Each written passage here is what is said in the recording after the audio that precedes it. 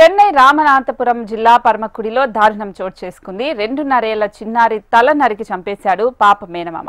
పాప కనిపించడం లేదని నిన్న సాయంత్రం పోలీసులకు తల్లిదండ్రులు ఫిర్యాదు చేశారు. గ్రామ సమీపంలోని చెరువు వద్ద పాప మొండెం దొరకడంతో అక్కడున్న స్థానికులు ఒక్కసారిగా ఉలిక్కిపడ్డారు.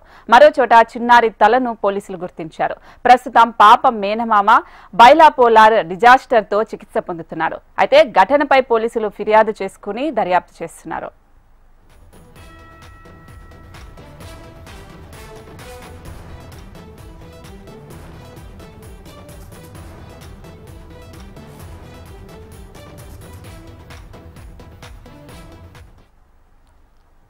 చెన్నై రామనాథపురం జిల్లా పరమకుడిలో దారుణం చోటు చేసుకుంది. 2.5 ఏళ్ల చిన్నారి తల నరికి చంపేశాడు పాప మేనమామ. పాప కనిపించడం లేదని నిన్న సాయంత్రం పోలీసులకు తల్లిదండ్రులు ఫిర్యాదు చేశారు.